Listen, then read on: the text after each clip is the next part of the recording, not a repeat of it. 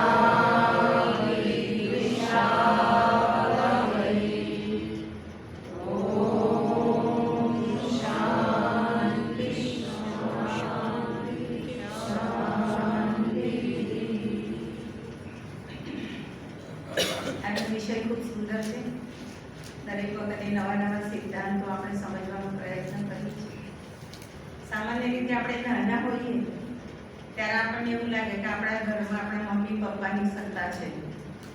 પછી મોટા થઈએ, સ્કૂલમાં જઈએ એટલે આપણને એમ થાય કે ટીચર ને હેડમાસ્ટર છે, પ્રિન્સિપાલ છે, એમની સત્તા છે. પછી નોકરીએ જઈએ તો આપણા જે હેડ હોય એમની સત્તા છે એવું લાગે. દેશમાં નજર કરીએ તો નેતાઓની સત્તા લાગે. પણ એ બધી સત્તાઓની સાથે સાથે એક બીજી સત્તા પણ ચાલે છે કે જે રોજ દિવસ રાત કરે છે, ઋતુઓમાં ફેરફાર લાવે છે. જન્મ મૃત્યુ આપણા સહજ કેવા આમ જન્મ અને મૃત્યુ ક્યારે થવા એ નક્કી નથી, પણ એ પ્રક્રિયા પણ એટલી સુંદર રીતે ચાલી રહી છે. તો આ જે સત્તા જે ચાલી રહી છે, કેવી કોઈ ના જાણે એવી છતાં પણ આપણે એને જાણીએ છીએ એવી સત્તા. તો એ સત્તાધીશ કોણ છે? અને આ સત્તા જે સામાન્ય સત્તાઓ તે આપણે જોતા હતા એ પરિવર્તનશીલ છે, પણ આ પરમાત્માની એ શાશ્વત સત્તા કેવી રીતે કાર્ય કરી રહી છે એ આજે આપણે સમજવાનો પ્રયત્ન કરીશું.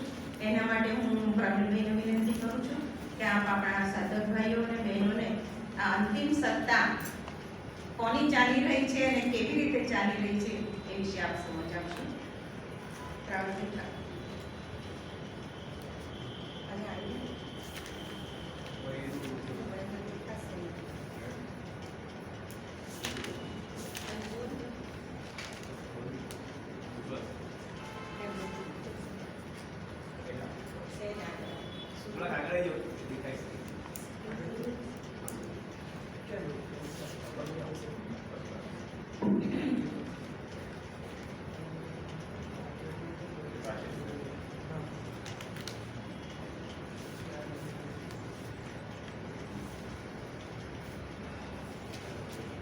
જિજ્ઞાસુ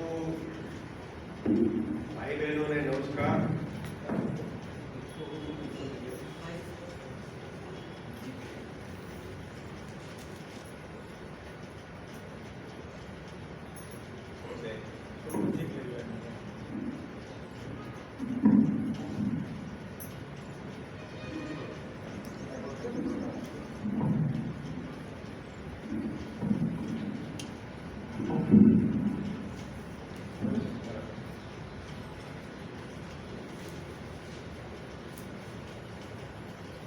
મીનાબેને વાત કરી એ પ્રમાણે આપણા બધા પાસે કોઈક ને કોઈ પ્રકારની સત્તા, પાવર હોય છે. કોઈ પાસે પદની સત્તા હોય, કોઈ પાસે પૈસાની સત્તા હોય, પણ આ બધી મર્યાદિત સત્તા છે, ક્ષણભંગુર સત્તા છે, કામચલાઉ સત્તા છે. પણ આપણે તો અલૌકિક સત્તા, અમર્યાદિત સત્તા ની વાત કરવાની અને એ સત્તાને આપણે નમસ્કાર કરવાનો છે. હવે અલૌકિક સત્તા કોની પાસે છે કહી શકતા નથી. એ સત્તા છે પરમાત્મા. પરમાત્મા સર્વ સમર્થ, સર્વ વ્યાપક અને સર્વજ્ઞ. અને એ વાત જો આપણને સમજાઈ જાય, આ સિદ્ધાંત સમજ્યા પછી, તો નરસિંહ મહેતા કહે છે એ પ્રમાણે હું કરું એ જ અજ્ઞાનતા, સકટનો ભાર જેમ માનતા.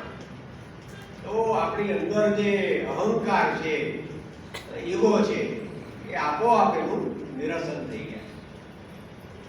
એટલે આધ્યાત્મિક શિક્ષણમાં આવા વિષયો સમજવા અને પછી આત્મસાત કરવા એ અનિવાર્ય છે. આપણે આ સિદ્ધાંતને સવિસ્તર સમજીએ.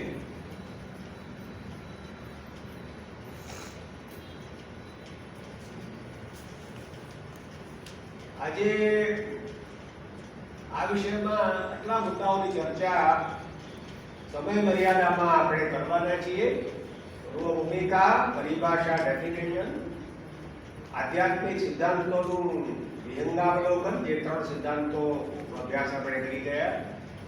સત્તાના પ્રકારો, સ્થૂળ અને સૂક્ષ્મ સત્તા, વ્યષ્ટિ કક્ષાએ અંતિમ સત્તા, સમષ્ટિ કક્ષાએ અંતિમ સત્તા, અને આ સિદ્ધાંતની ઉપયોગિતા. આપણે તો જીવનમાં કંઈક એમાંથી પ્રાપ્તિ થવી જોઈએ. હવે આ સિદ્ધાંતની પરિભાષા આપણે તપાસી, એની વ્યાખ્યા તપાસી. આમ તો 3 સિદ્ધાંતો ભણી ગયા એટલે હવે આપણા મનમાં ક્લિયર થઈ ગયું, પણ છતાં થોડું પુનરાવર્તન. સિદ્ધાંત એટલે એવું તારણ, એવું કન્ક્લુઝન, એવો મત કે પૂરી તપાસ, અધૂરી તપાસ નહીં, પૂરી તપાસ, પૂરી ઇન્ક્વાયરી, અભ્યાસ, સંશોધન પછી સત્ય સાબિત થયો. સિદ્ધાંત એટલે સનાતન સત્ય, અલ્ટિમેટ ટ્રુથ. અને સળ સમય પરિસ્થિતિ કે મનુષ્યની માન્યતા ઉપર એનો આધાર ન હોય, કોઈ બિલીફ ઉપર આધાર ન હોય, સનાતન સત્ય હોય. એટલે 200 વર્ષ પહેલા થર્મોડાયનેમિક્સ નામનો સિદ્ધાંત શોધાયો. નિકોલસ કોર્ટેક્સે એ સંશોધન કર્યું, પૂરી તપાસ કર્યા પછી, અભ્યાસ કર્યા પછી, અને એણે કહ્યું કે એનર્જીનું કન્વર્ઝન થાય, એનર્જીનો નષ્ટ ન થાય, શક્તિ કોઈ દિવસ નષ્ટ ન થાય, પણ રૂપાંતર કરી શકાય ગરમીમાંથી ઠંડીમાં, ઠંડીમાંથી ગરમીમાં. અને એમાંથી આ સિદ્ધાંતને પરિણામે આપણે આજે ફ્રીજ વાપરીએ, આજે આપણે એર કન્ડિશનરનો ઉપયોગ કરીએ છીએ. તો આ સિદ્ધાંતની વ્યાખ્યા. હવે મિત્રો, સિદ્ધાંતો બે પ્રકારના છે, ભૌતિક સિદ્ધાંતો અને આધ્યાત્મિક સિદ્ધાંતો. અત્યાર સુધી ભૌતિક સિદ્ધાંતો ઉપર ખૂબ આપણે જોગ આવ્યો છે, પણ આ ભૌતિક સિદ્ધાંતો ની શોધ કોણે કરી છે? વૈજ્ઞાનિકોએ. મેં થિયરી ઓફ થર્મોડાયનેમિક્સની વાત કરી ને, નિકોલસ કોર્ટેક્સ એની શોધ કરી. થિયરી ઓફ ઇલેક્ટ્રોમેગ્નેટિઝમ, વિદ્યુત ચુંબકીય સિદ્ધાંત એ શોધાયો, એ પણ 200 વર્ષ થઈ ગયા. અને એને પરિણામે આજે મારો અવાજ છે એ છેલ્લા ભાઈ સુધી પહોંચે. એનું કારણ શું છે? Theory of electromagnetism. આજે માથાની તપાસ આપણે કરી છે ને, એમઆરઆઈ કરાવી છે ને, ડોક્ટર આપણને કહે જાઓ એમઆરઆઈ કરાવી આવો. તો એમઆરઆઈ આપણે આજે કરાવી શક્યા છીએ એનું કારણ છે માઇકલ ફેરેડે. માઇકલ ફેરેડે એની શોધ કરી, પછી એમાં સુધારાઓ ઘણા બધા થયા. તો ભૌતિક સિદ્ધાંતો વૈજ્ઞાનિકો દ્વારા શોધાયા, પણ શા માટે શોધાયા? સુખ, સુવિધા અને સગવડ. આપણને વધારે અનુકૂળતા રહે, વધારે શોધે એની પણ જરૂર છે ને, એની પણ જરૂર છે આપણને. પણ એ બધા કોનાથી પ્રેરાયેલા છે? દેવભાવ. દેવભાવથી પ્રેરાયેલા. જ્યારે આધ્યાત્મિક સિદ્ધાંતો છે એ કોણે શોધ્યા છે? બધા મહાન ઋષિઓએ. આ ભૌતિક સિદ્ધાંતો હમણાં શોધાયા. 300 વર્ષથી વધારે થયા નથી, 200-300 વર્ષ થયા લગભગ. પણ આપણા જે આધ્યાત્મિક સિદ્ધાંતો તો 7000 વર્ષ થઈ ગયા. વિચાર કરો, 7000 વર્ષ. અપરિગ્રહનો સિદ્ધાંત શોધાયો. અને આપણે આજે જાણીએ છીએ કે જો આપણે આપણા ખપ પૂરતા સાધનો રાખીએ, સંપત્તિ રાખીએ, આજની ચિંતા ને આવતીકાલની ચિંતા આપણે કરવાની છે, પણ પછી બાકીના સંસાધનો છોડી દઈએ, એનો આપણે ત્યાગ કરીએ, ત્યાગીને ભોગવી કઈ મજા આવી જાય. એમાંથી શબ્દ આવ્યો joy of giving. Joy of giving. Bill Gates એક શબ્દ આવ્યો ગિવિંગ પ્લેઝર. Giving pleasure. આપવાનો પણ આનંદ છે, જે લેવાનો આનંદ હોય, આપવાનો પણ આનંદ છે. તો ઋષિ મુનિઓએ આવા સિદ્ધાંતો આપ્યા, સુખ સગવડ માટે નહીં, પણ કાયમી આનંદ માટે, કાયમી પ્રસન્નતા આપણને પ્રાપ્ત થાય એ માટે. અને આ બધા સિદ્ધાંતો આત્મભાવથી પ્રેરાયેલા છે. આપણે અપરિગ્રહની ભાવના ક્યારે સેવીએ? જ્યારે મને બીજા આત્માઓ માટે સત્ય પ્રેમ અને કરુણા હોય, બીજાનો આત્મા મારો આત્મા લાગતો હોય, બીજાનો આત્મા મારો આત્મા લાગતો સખ્ય ભાવ જો હોય તો જ આપણે પરિગ્રહ છોડીએ. પરિગ્રહ બહુ જ અઘરો છે. એટલે આપણા મોટા વૈજ્ઞાનિક આલ્બર્ટ આઇન્સ્ટાઈન, બધાએ નામ સાંભળ્યું, નોબેલ ઇનામ મળ્યું હોય, ચાલો થિયરી ઓફ રિલેટિવિટી. એને શું કહ્યું? નવી સદીમાં વૈજ્ઞાનિકોએ આધ્યાત્મિક ક્ષેત્રના સિદ્ધાંતો પણ હવે સમજવા. ભૌતિક ક્ષેત્રના સિદ્ધાંતો તો શોધાય, હજુ શોધાવાના, તો એ પ્રક્રિયા ચાલુ જ રહેવાની છે વિશ્વ હશે ત્યાં સુધી. પણ વિશ્વ શાંતિ માટે આધ્યાત્મિક સિદ્ધાંતો જરૂરી. કેટલી મોટી વાત કરી. તમે જુઓ કે યુક્રેન અને રશિયા વચ્ચે યુદ્ધ ચાલ્યા કરે. કેમ ચાલે છે? તે ભાવ દેખાય. રશિયા અને ઇઝરાયલ અને હમાસ વચ્ચે એ યુદ્ધ ચાલ્યા કરે છે. રોજ આપણે પેપર વાંચીએ અને આંખમાંથી આંસુડા ખરી પડે. તો આલ્બર્ટ આઇન્સ્ટાઈને કહ્યું કે હવે આધ્યાત્મિક સિદ્ધાંતો સમજવા. અને એટલે સંપૂર્ણ જીવને નક્કી કર્યું કે માત્ર વર્ગો ચલાવવાથી પૂરું નહીં થાય. જે શિક્ષકોને રસ હોય એને સંશોધન પણ કરવું પડશે. એટલે કામ આપણે શરૂ પણ થયું છે. અને જો સંશોધન કરશું તો સમાજને એક નવી દિશા આપવામાં આપણે નિમિત્ત બની શકીએ. આ સિદ્ધાંતો આપણે બધા જોઈ ગયા છે. હવે એમાં 3 સિદ્ધાંતો જે તપાસી ગયા એની ટૂંકમાં વાત કરીએ. એક છે આવિર્ભાવ, અદ્વૈતનો સિદ્ધાંત. આ વિશ્વમાં કઈ દ્વૈત નથી, બે નથી, એક જ છે. કારણ કે આ સૃષ્ટિ એકમાત્ર પરમાત્માનો આવિર્ભાવ છે, પરમાત્માનું મેનિફેસ્ટેશન છે. કે વિશ્વ, સમગ્ર વિશ્વ જે દેખાય છે એ નથી દેખાતું, દ્રશ્ય કે અદ્રશ્ય એ સમગ્ર વિશ્વ પરમાત્માનું વ્યક્ત સ્વરૂપ. પરમાત્મા તો અવ્યક્ત છે, પણ આ બધા તમે બધા બેઠા છો કે જે બહાર બધા છે આખા વિશ્વની અંદર બધા પરમાત્મા. તો દરેક જીવમાં પરમાત્મા ચૈતન્ય સ્વરૂપે આત્મા સ્વરૂપે વિરાજમાન છે. આટલી વાત સમજાઈ જાય તો ધન્ય ધન્ય થઈ જઈએ. કર્મનો સિદ્ધાંત ગયા વખતે આપણે સમજી ગયા કે આ જીવન કર્મ કરવાનું છે. ક્ષણે ક્ષણ અત્યારે પણ આપણે કર્મ કરી રહ્યા છીએ ને, કર્મ ચાલુ જ છે. હું બોલું છું તમે સાંભળો છો, પણ પ્રસન્નતા માટેનું એ શ્રેષ્ઠ સાધન છે. કર્મ તો કરવાનું છે, પણ એ કર્મ કરવાથી પ્રસન્નતા ક્યારે મળે એ સતત આપણે આપણી જાતને પૂછતા રહેવાનું. નિષ્કામ કર્મ કરીએ તો બંધન થશે નહીં, અને નિષ્કામ કર્મ કરીશું તો આપણા કર્મ છે કેરી ફોરવર્ડ થવાના છે. બીજા જન્મની અંદર સરસ મજાનો મનુષ્ય જન્મ સંસ્કારી પરિવારમાં આપણને મળવાનો છે. કર્માનુસાર પુનર્જન્મ પ્રાપ્ત થશે. શરણાગતિનો સિદ્ધાંત અર્પણ, તર્પણ અને સમર્પણ. કેટલી સરસ મજાની વાત આપણને ઋષિ સમજાવે છે. અર્પણ, તર્પણ અને સમર્પણ. કામ તો આપણે કરીએ, પણ પરમાત્માને સમર્પિત. બિનશરતી સમર્પણ, બિનશરતી અનકન્ડિશનલ સમર્પણથી જો આપણે કોઈ પણ કામ કરીએ આપણે, તો આપણે જીવનમાં નિત્ય આનંદ પ્રાપ્ત થશે, અને ક્યારેય આપણને વિષાદનો કે તણાવનો અનુભવ નહીં થાય. હવે સત્તાની પરિભાષા. પાવર કોને આપણે કહીશું? સત્તા એવી ક્ષમતા છે, સત્તા એવી ક્ષમતા એટલે કેપેસિટી છે કે જેનાથી બીજા લોકો પાસેથી કોઈ કાર્ય કરાવી શકાય કે કાર્ય કરતા રોકી શકાય. અહીંયા જો કે વાઘ અને સિંહ અને દીપડા ને બધા આપણે જંગલમાં જવું હોય તો એની બાજુમાં જવાય? એની બાજુમાં નથી, આપણે ઠીક લાગે. ભલે આપણે જ્ઞાની હોઈએ, વિજ્ઞાની હોય, ત્યાં ન જઈએ. આપણે ખબર છે કે ત્યાં ન જવાય, ઇન્સફ છે કે એનામાં વિવેક બુદ્ધિ નથી.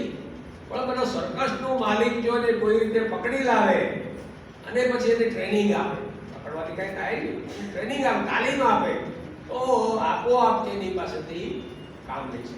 કારણ કે એના માલિકની સત્તા છે, પાવર છે, એટલે એને તાલીમ આપે. અને આપણે અનુભવ કરીએ છીએ સર્કસમાં, આપણે જે છે ને જોવા માટે આપણે જોઈએ છીએ કે સિંહ કે વાઘ જે હોય એને ગમે તે રીતે નચાવી શકાય છે.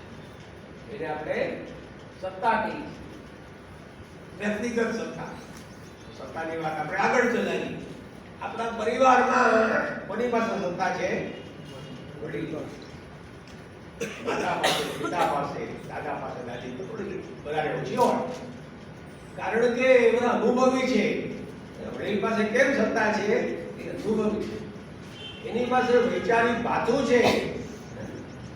એની પાસે 40 વર્ષ 50 વર્ષનું વૈચારિક ભાથું છે. ઉંમરમાં મોટા છે માટે નહીં, પણ એની પાસે જ્ઞાન વૃદ્ધ છે, અનુભવ વૃદ્ધ છે. એટલે પરિવારમાં વડીલ પાસે, શાળા કોલેજમાં આચાર્ય, પ્રિન્સિપાલ, પછી બધા ડેલિગેટ કરે, શિક્ષકોને બધાની પાસે સત્તા સોંપે ખરા. અને નાગરિક જીવનમાં, વ્યવસાયિક જીવનમાં આપણા જે અધિકારી છે એની પાસે. પણ આ સત્તાનો ઉપયોગ કરવામાં બહુ કાળજી રાખવી. એ જોગની ડાકે આપણે લોકો કરીએ છીએ ને કે મા બાપ જો જોગની ડાકવે, હું માં છું, હું બાપ છું, તો સંતાનો તે માને નહીં. આપણે એને પ્રેમ આપવાનો છે, સ્નેહ આપવાનો છે, સમજણથી વાત કરવાની. સ્નેહ અને સમજણથી જો સત્તાનો ઉપભોગ કરીશું, ઉપયોગ કરીશું, તો અવશ્યના પરિણામ આવશે. પણ જો આપતોત્સાહી જો આપણે વાપરીશું તો ઉમરેની જેમ આપણને એનો અનુભવ થશે. સત્તાના પ્રકાર: સ્થૂળ સત્તા અને સૂક્ષ્મ સત્તા. આપણે હવે તપાસીએ. સ્થૂળ સત્તા, જેને આપણે ભૌતિક સ્વરૂપ કહીએ છીએ, એમાં બે વાત છે. શારીરિક બળ, લશ્કર. અલગ અલગ દેશો છે પોતાનું લશ્કર, સેના રાખે, મોટી સેના. અને બીજું શસ્ત્ર બળ, આર્મ્સ એન્ડ એમ્યુનિશન, શસ્ત્ર બળ, બાદ શસ્ત્રો અમે તો જોગાય. અને આ મોટી સેના અને વધારે શસ્ત્રો કોણે રાખવા પડે છે? ખાસ કરીને સામંતશાહી થી માંડીને સામ્યવાદ, એ જે રાજ્ય વ્યવસ્થામાં પ્રજા ચિત્રમાં નથી, લોકો ચિત્રમાં નથી, લોકોને વફાદાર નથી, લોકોની પડી નથી, એને પોતે સત્તાની જ પડી છે, અહંકાર છે, મારી સત્તા. સામંતોને એમ થાય કે રાજાએ એમને આ પ્રદેશ આપ્યો. સામંત કોને કહેવાય? રાજાએ જ્યારે ખુશ થઈ જાય, રાજાએ જ્યારે અમુક વિસ્તારો પર વિજય મેળવ્યો હોય ત્યારે 5 ગામ, 15 ગામ, 50 ગામ ભેટ આપી દે, જ્યાં આ વિસ્તાર તારો. તો એ જમાનામાં સામંતશાહી ઊભી થઈ, પછી તો નાબૂદ થઈ ગઈ. 1લી સદીથી શરૂઆત. સામંતશાહી એને એમ થાય કે આ મારી સત્તા છે ભાઈ, એટલે એને થાય કે મારે લશ્કર રાખવું પડશે, સેના રાખવી પડશે. અને રાજાશાહી, રાજા વિક્રમાદિત્ય હોય તો સવાલ નથી, એને બહુ સેનાની જરૂર ન પડે, કારણ કે પ્રજાને કેન્દ્રમાં રાખતા. વિદેહી જનક રાજા, એને તો સવાલ ના આવે. મોહમ્મદ બેગડો હોય તો એ છે તે તૃષ્ણાથી ભરપૂર રાજા. એ રીતે સરમુખત્યાર સાહેબ, ડિક્ટેટરશીપ, સ્ટાલિન, હિટલર, સ્ટાલિન તો ન પડે, હિટલર, મુસોલિની, બધા સરમુખત્યાર. અને સામ્યવાદ, લેનિન અને પછી સ્ટાલિન, આ બધા ઉદાહરણો છે બધા. તો મિત્રો, આ બધા લોકોએ સ્થૂળ સત્તાને કેન્દ્રમાં અહમભાવ સેવ્યો. અને એના પરિણામો શું આવે? મહત્વના પરિણામો જુઓ. આ ચિત્ર કોનું છે? કોણ દેખાય છે આપણને? કોઈ કહેશે મને? Alexander the great. શું નામ હતું એનું? Alexander the great. સિકંદર નામ તો પછી આવ્યું. જેમ છે તે અલગ અલગ રાજ્યો ઉપર એ વિજય મેળવતો ગયો. ઇજિપ્તને કબજે કર્યું એણે, પર્શિયા, જેને આજે આપણે ઈરાન કહીએ છીએ, પર્શિયા ઉપર એને વિજય મેળવ્યો. ભારત આવ્યો પાછો. ભારત તો મહાન દેશ હતો. એને થયું કે ભારત પણ કબજે કરી લો. અને એની ઈચ્છા એવી હતી સિકંદરની વિશ્વ વિજેતા બની જાવ. તો ગ્રીકનો રાજા હતો. આજે તો ગ્રીક સામ્રાજ્ય પૂરું થઈ ગયું, પણ એ વખતે ગ્રીક સામ્રાજ્યનો જમાનો હતો. ગ્રીક સામ્રાજ્યનો એ રાજા સિકંદર. પણ 32 વર્ષની ઉંમરે એને ચેપ લાગ્યો. વિચાર કરો, 32 વર્ષની ઉંમરે એને ઇન્ફેક્શન થયું અને ખબર પડી ગઈ કે હવે ચાલ્યો જવાનો. આ ઇજિપ્ત ને પર્શિયા જે કંઈ રાજ્યો બધા પૂરું થઈ ગયું. એટલે એને બધા એના જે સાથીદારોને બોલાવ્યા અને કહ્યું કે હું ચાલ્યો જવાનો, એટલે મને તમે જ્યારે હવે લઈ જાઓ અંતિમ વિધિ માટે, ત્યારે કોફિનમાં મારા 2 હાથ ખુલ્લા રાખજો. કોફિનમાં મારા 2 હાથ ખુલ્લા રાખજો.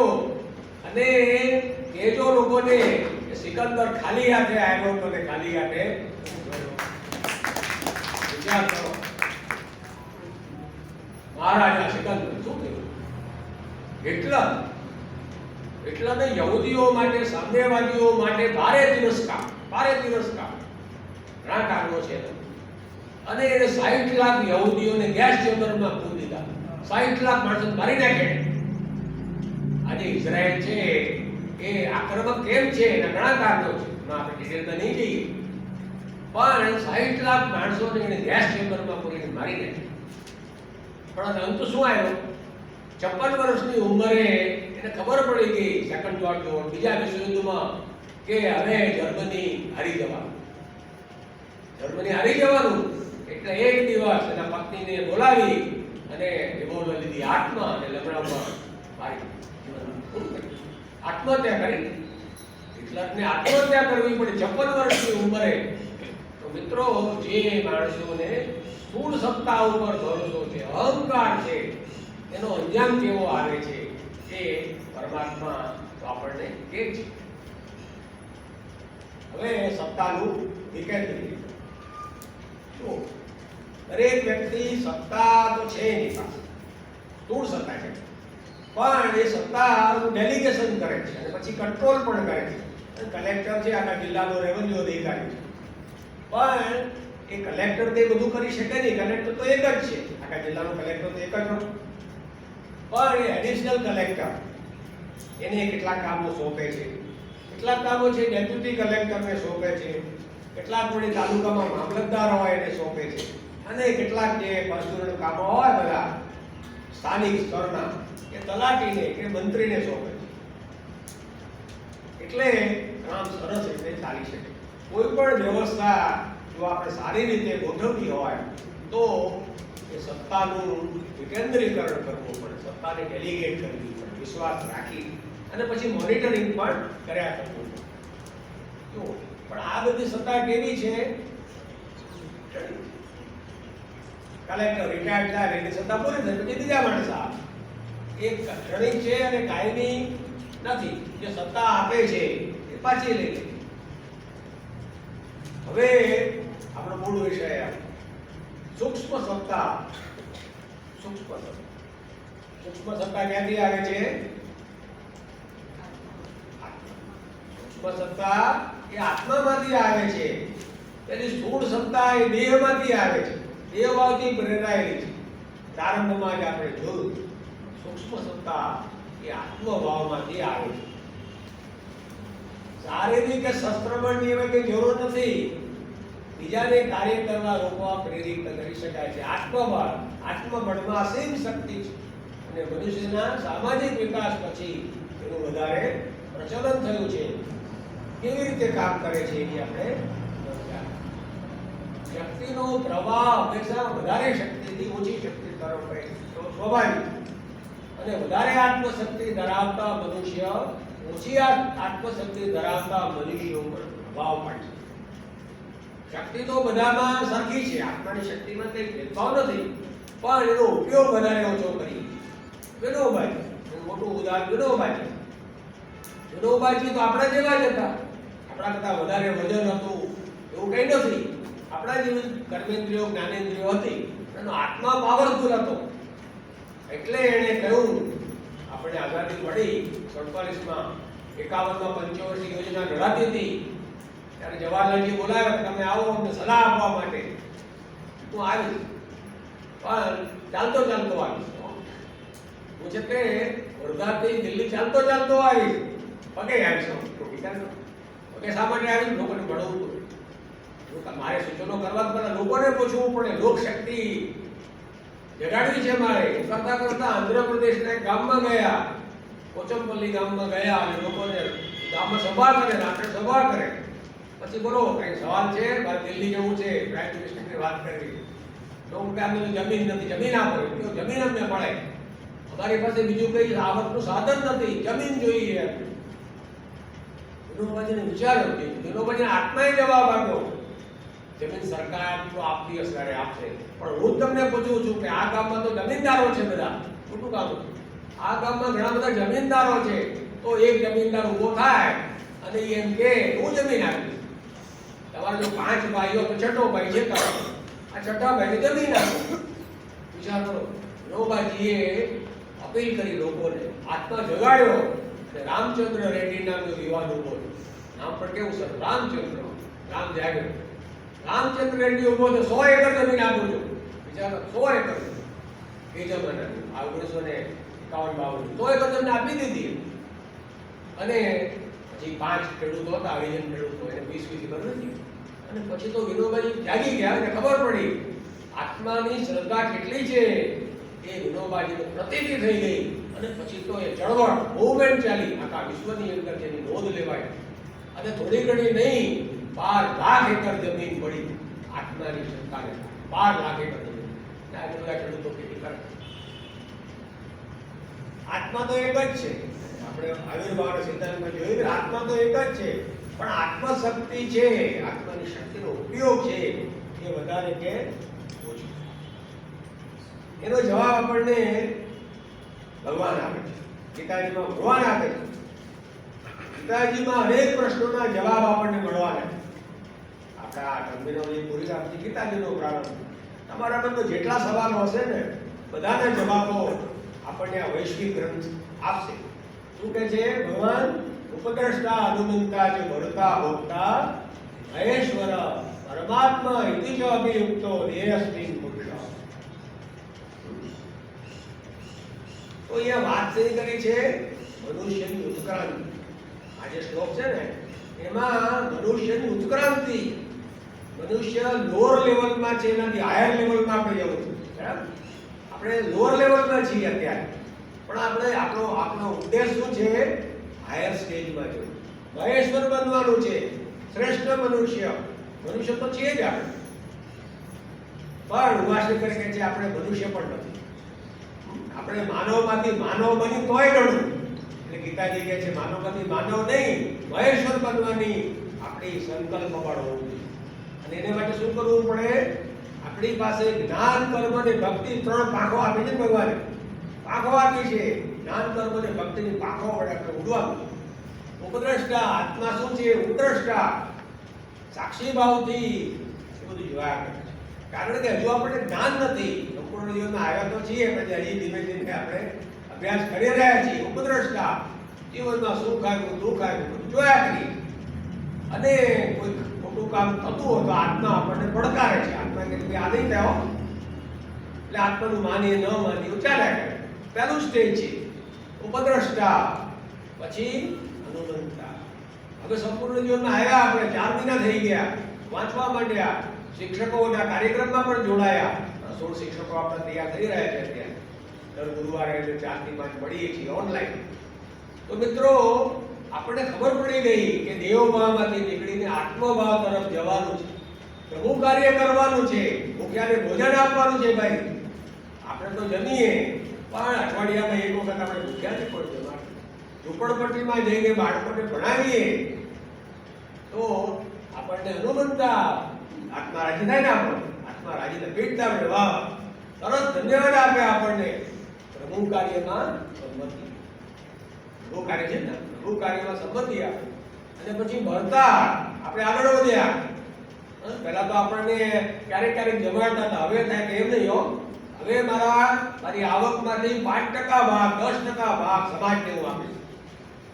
ગરીબ છોકરાઓના શિક્ષણ માટે, આરોગ્ય માટે, જે કંઈ કરવું હોય, પણ વર્ષે 10% ભાગ છે સમાજનું પાછું. તો ભરતા તો આત્મા કેવો તો ધારણ પોષણ કરનાર. મારી ચિંતા કરવાની નથી, પણ સમાજની ચિંતા પણ કરતો.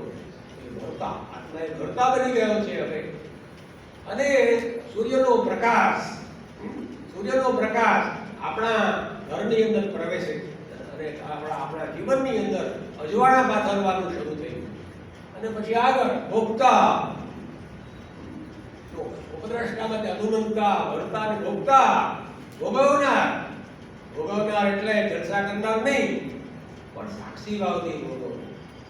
આપણે જે કંઈ પ્રવૃત્તિ કરીએ છીએ આત્મભાવથી, એમાં આપણે લેપાવાનું નથી. જે 10% જે કંઈ આપ્યા છે એ મારી ફરજ માટે આપ્યા ને. મારી પાસે પૈસા હતા એટલે આપણે જાઓ તો શું આપે. તો જે કંઈ હું પ્રવૃત્તિ કરું છું, જે કંઈ હું સમાજને મદદ કરું છું, કરતા ભાવથી, મુક્ત થઈને, સાક્ષી ભાવથી, કોઈ અહંકાર રાખ્યા વગર સાક્ષી ભાવથી ભોગવનાર ભોગતા આત્મા. અને આ સ્ટેજ જો એ પૂરું કરે, આપણે પૂરું કરે નહીં, એ જીવનમાં ટકાવી રાખે તો શું બની જાય? મહેશ્વર બની ગયો. આપણા બધામાં, તમારામાં, મારામાં, બધામાં મહેશ્વર બનવાની તાકાત છે. ખરેખર તાકાત છે, તમે અનુભવ કરજો. અને પરમાત્મા આપણે નહીં બની શકે. તમે કોઈ અમારે મહેશ્વર બની પરમાત્મા બનવું, પરમાત્મા થાય. પરમાત્માને પામી શકાય, પરમાત્માને પામી શકાય, પરમાત્માના ગુણો પ્રમાણે જીવન જીવી શકાય. પણ પરમાત્મા તો જીવથી પર અસ્તિત્વ છે, એની અલગ આઈડેન્ટિટી છે, અલગ એક્ઝિસ્ટન્સ છે. પરમાત્માની વાત તો જુદી છે. પણ આપણે મહેશ્વર બનવા માટે અવશ્ય સંકલ્પ કરી શકીએ. અને આ મહેશ્વર બની ગયા, દાખલો છે ને. તો માત્ર કઈ આ થિયરી નથી, માત્ર આ સિદ્ધાંત નથી મિત્રો, પણ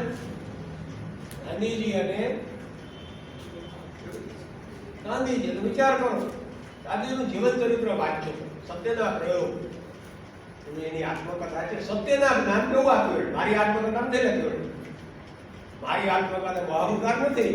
સત્યના પ્રયોગો, જીવનમાં અમે જે સત્યના પ્રયોગો કર્યા છે, સત્યને પામવા માટેના જે પ્રયત્નો કર્યા છે, એ નાના હતા ત્યારથી માંડીને બહુ સરસ વાર્તા સ્વરૂપે છે. આખી વાર્તા વાંચો, સત્યના પ્રયોગ.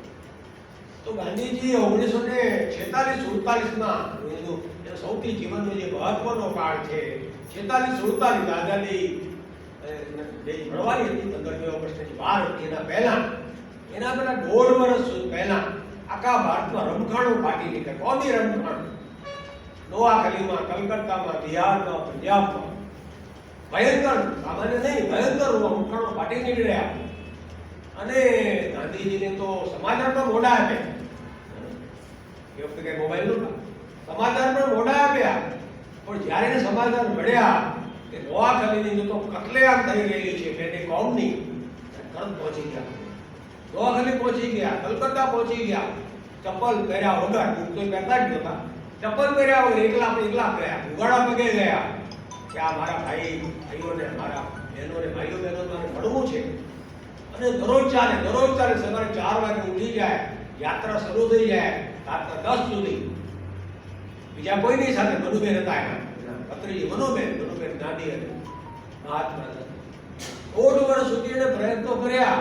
15મી ઓગસ્ટના પણ એ દિલ્હી નહોતા ત્યાં, ત્યારે આપણે સ્વાતંત્ર્ય મળ્યું અને જે બીજીવારી ચાલી રહી હતી, ઉત્સવ ચાલી રહ્યો હતો, દિલ્હી નહોતા ત્યાં નોઆખલી. વિચાર કરો. એટલે લોર્ડ માઉન્ટન બેટન એ વખતે ગવર્નર જનરલ હતા, કે લોર્ડ માઉન્ટ બેટનને વિધાન કરવું પડ્યું કે અમારી કલકત્તાની 50,000ની સેના જે કામ ન કરી શકી એ ગાંધી કરી શકી. એ કામ ગાંધી કરી શક્યો. આ વાઇસરોય નહીં પણ ગવર્નર જનરલને કહેવું પડ્યું. તો સામા આ બધી સત્તા કોણે આપી? ગાંધીજીને સત્તા કોણે આપી? અને વ્યષ્ટિમાં હતી. આજ વાતને આપણે કેન ઉપનિષદ આપણને સમજાય. કેન ઉપનિષદ આપણે ભણવાના છે. આ બધા સિદ્ધાંતો ઉપનિષદમાંથી આપણને મળ્યા છે. એટલે આ બરાબર સિદ્ધાંતો સમજી લઈએ તો ઉપનિષદ ભણવામાં બહુ સારું થઈ જશે. કેન ઉપનિષદ કહે છે કે બધી જ્ઞાનેન્દ્રિયો, કર્મેન્દ્રિયો, મન, બુદ્ધિ એ બધાને કામ કરવાની શક્તિ કોણ આપે છે? સોત્તશ સોતમ મનસો મનોયગ વાચો વાચો. આ કાન આપણે સાંભળી છે ને, આ કાન તમે સાંભળો છો, ત્યારે તમે સાંભળો છો, પણ કાન તો સ્થૂળ છે ને, કાન તો સ્થૂળ. તો કાનને સાંભળવાની શક્તિ કોણે આપી? પરમાત્મા આપી ને. આત્મા નીકળી જાય, આપણે જ્યારે આપણું નિધન થવાનું, આત્મા ચાલો જાય, પછી કાન સાંભળે છે? નથી સાંભળતા. આંખ જુએ છે? નથી જોતી. નિષ્પ્રાણ થઈ ગયા બધા. તો આપણે જોઈ શકીએ છીએ, સાંભળી શકીએ છીએ, બોલી શકીએ છીએ, વિચારી શકીએ છીએ. એનું કારણ છે આપણો સુપ્રીમ આત્મા. અને સમષ્ટિમાં અંતિમ સત્તા. એ પણ કે ઉપનિષદ આપણે સમજવાના છીએ. બહુ સરસ વાત છે. આ ઉપનિષદોમાં વાર્તાઓ છે, ખરેખર મજા આવે. આપણને તો મજા આવે, પણ આપણા જે દીકરાઓ હોય ને સમજણા, ખાસ કરીને 15 વર્ષની ઉંમર, એને પણ એ વાર્તાઓ કહેવાય છે. બહુ સરસ વાર્તાઓ. એમાં એક વાર્તા એવી જ બહુ નાની વાર્તા છે કે દેવો અને અસુરો વચ્ચે યુદ્ધ થયું. દેવો વિજયી બની ગયા. દેવોને એમ થયું કે આપણે જે વિજયી બન્યા ને અસુરો ઉપર, દાનવો ઉપર અમે વિજય મેળવ્યો, અમારે કાંઈ. દેવોને પણ અભિમાન તો આ શક્તિ તો પરમાત્માએ આપી દીધી, ભૂલી ગયા. દેવો પણ ભૂલી જાય જ પાછળ. એટલે અભિમાનમાં આવી ગઈ. ભગવાનને ખબર પડી કે આ બધા અભિમાની થઈ ગયા. અને અભિમાન થઈ જશે તો ભવિષ્યમાં પાછા હારી જવાના, ભવિષ્યમાં હારી જવાના. એટલે ભગવાને યક્ષનું રૂપ ધારણ કર્યું, યક્ષનું રૂપ ધારણ કર્યું. અને પછી ગયા. અને દેવોને થયું કે આ કોણ આવ્યું? તો ખબર ન હોય ને. એટલે બ્રહ્મનું સ્વરૂપ બદલાઈ ગયું, યક્ષનું સ્વરૂપ હતું. એટલે ઇન્દ્રને થયું કે આપણે આ જે મહાનુભાવ છે એને ઓળખવા કોણ છે? આપણે જાણીએ તો ખરા. એટલે ઇન્દ્ર તો મોટા દેવતા કહેવાય ને, ઇન્દ્ર ન જાય પાછા. એને બીજા દેવતા, અગ્નિ દેવતાને કહ્યું, અગ્નિ દેવતાને તમે જાઓ એમ કે જાત વેદા. અગ્નિ દેવતાનું બીજું નામ છે જાત વેદા. તમે જુઓ આ બધા પણ, આ બધાને પણ આપણે દેવતા કહીએ છીએ. પંચમહાભૂત છે ને, આકાશ, વાયુ, જળ, અગ્નિ, એ બધા પણ દેવતા છે. વિચાર કરો. એટલે ઇન્દ્ર દેવતાએ કહ્યું જાઓ તમે અગ્નિ દેવતા, જાત વેદા તમે જાઓ, જાણી આવા કોણ છે? તો ગયા. પૂછ્યું કોણ છો આપ? કે હું તો પછી કહું આપ કોણ છો? એમ હું અગ્નિદેવ જાત વેલા કોઈ પણ વસ્તુને બાળી નાખું, ભસ્મીભૂત કરી નાખું, એમ વસવા મળે વસવા મળે. લ્યો આ તણખલું, આ ઘાસનું તણખલું બાળી નાખો. અને પરમાત્માએ તો એ તણખલામાં અગ્નિ તત્વ તો પાછું ખેંચી લીધું છે. તમે લાકડું છે, આપણે લાકડામાં અગ્નિ તો છે જ ને, પણ તમે દિવાસળી હાથમાં ન હોય, દિવાસળી વગર તમે એને બાળવા જવું પડે ન પડે. દિવાસળી જોઈએ સાધન જોઈએ. પરમાત્મા પાછું ખેંચી લીધું એટલે પાણી શીખે એક શબ્દ હસવા લાગ્યા નમસ્કાર પાછા. પછી અગ્નિ દેવતા વાયુ દેવતા ને મોકલ્યા, માતરિશ્વા નામો પણ કેટલા સરસ તમે જો. આ બધા દેવતાઓના નામો પણ બહુ સરસ. વાયુ દેવતા માતરિશ્વા ગયા, લ્યો આ થોડો ઉડાડી દીધો. આખરે ઇન્દ્રે માફી માંગી અને પછી એને ખબર પડી કે કોણ છે. એ બધી ડિટેલમાં આપણે અત્યારે નહીં જઈએ. તો મિત્રો, સમષ્ટિમાં અંતિમ સત્તા છે એ પરમાત્મા. અને આ પરમાત્માની સત્તા છે એ અંતિમ અને કાયમી છે. અને પરમાત્મા અન્યને નિમિત્ત બનાવીને આ શક્તિનો ઉપયોગ, આ વાતનું આપણે બરાબર સમજવા. પરમાત્મા તો અવ્યક્ત છે, નિર્ગુણ છે, નિરાકાર. પણ પરમાત્મા છે બીજાને કામ સોંપે છે. પરમાત્મા બીજાને કામ સોંપે છે. જાઓ મારા બધું તમે કામ કરી આવો, અને સારું કામ કરશે તો ચતુર્ભુજ સ્વરૂપે આશીર્વાદ આપશે. ચતુર્ભુજ સ્વરૂપે આપણને એ આશીર્વાદ આપશે. જો ગાંધીજીની વાત, ઈલાબેન ભટ્ટ નામ છે ને બધા, કોણ હતા ઈલાબેન? કોણ કહેશે? ઈલાબેન કોણ? ઈલાબેન કેમ આપણે યાદ કરીએ? આજે તો ઈલાબેન નથી આપણી પછી, કેમ યાદ કરીએ? અધ્યાત્મમાં આ વાતો જાણવી પણ જરૂરી છે. સેવા સંસ્થા, સેવા સંસ્થાઓ ઊભી કરી. એમણે સેવા એટલે ગુજરાતી શબ્દ નથી, self employed women's association, SEW. વાંચો તમે, નેટ ઉપર વાંચો તો ગૂગલમાં બધું સેલ્ફ એમ્પ્લોયડ વિમેન્સ એસોસિએશન, સ્વરોજગારી મેળવતી બહેનોનું સંગઠન. આખા ભારતમાં મોટામાં મોટું, માત્ર ગુજરાતમાં નહીં, આખા ભારતનું મોટામાં મોટું મહિલાઓનું સંગઠન 1973 માં ઉભું કર્યું. 51 વર્ષ થયા. આજે મિત્રો 29 લાખ બહેનો જોડાયેલી છે. 29 લાખ બહેનો. માત્ર ભારતની, પાકિસ્તાની, બાંગ્લાદેશની, અફઘાનિસ્તાનની બધી બહેનો જોડાયેલી છે. અને બહેનો આનંદથી જીવે, બહેનો આનંદથી જીવે છીએ. અને એના ઉપર ઘણા પુસ્તકો પણ લખાયા, એ પણ તમે વાંચો. તો ઈલાબેનને પણ શક્તિ આપી ચતુર્ભુજ સ્વરૂપે. ઈલાબેન તો મજૂર મહાજનમાં હતા, મજૂર મહાજનમાં કામ કરતા હતા, પોતાની સંસ્થાઓ ઉભી કરી અને અનેક એવોર્ડો પણ એને મેક્સેસ એવોર્ડ મળ્યું. અને કારોશની ઈલાબેનનું આશીર્વાદ આપી. બધાને આશીર્વાદ આપે? બધાને આશીર્વાદ નહીં આપું. હિટલરને આપે આશીર્વાદ? આ કોણ છે બાજુમાં? સદ્દામ હુસેનને આશીર્વાદ આપે. સદ્દામ હુસેનને કારોશની, કારોશને શું વિનાશાય છે દુષ્કૃપાઓ, અને તું બાળીને ભસ્મીભૂત કર. અમેરિકાને કીધું હે, જ્યોર્જ બુશને, કે આને મારી નાખે. પરમાત્માએ કીધું હે, કારણ કે આતંકવાદીઓને ઉત્તેજન આપતો હતો સદ્દામ હુસેન.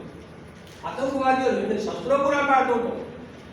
અને અમેરિકાને બીક લાગી કે જો આવું કર્યા કરશે સદ્દામ હુસેન તો રસાળકાર થઈ જશે. એટલે એના ઉપર હુમલો કર્યો. 2 વર્ષ 3 વર્ષ સુધી હુમલો કર્યો ઈરાક ઉપર. ઈરાકનો રાષ્ટ્રપતિ હતો. અને આખરે એને ફાંસી આપી.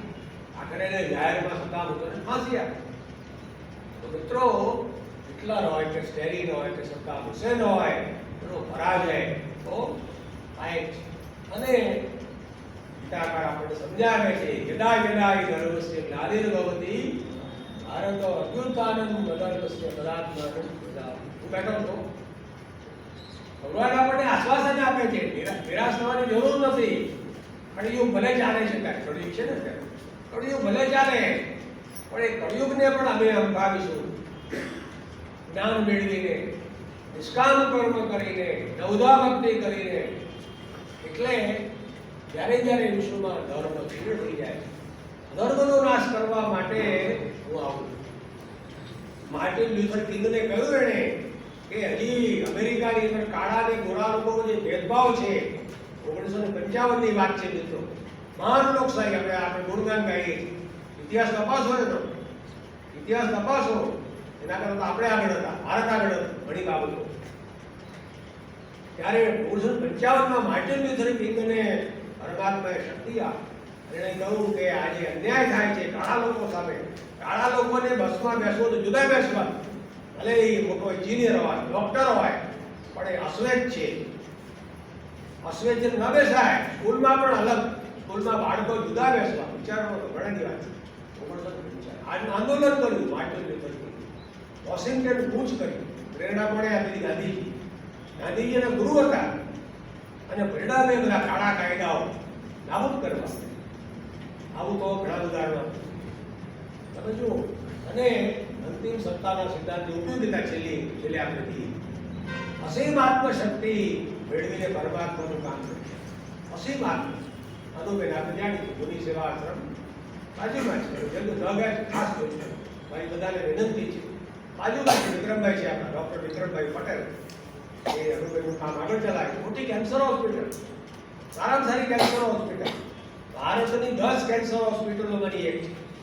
10 કેન્સર ભારતની, ગુજરાતની નહીં. બહુ લાભ પામે સારવાર થાય છે.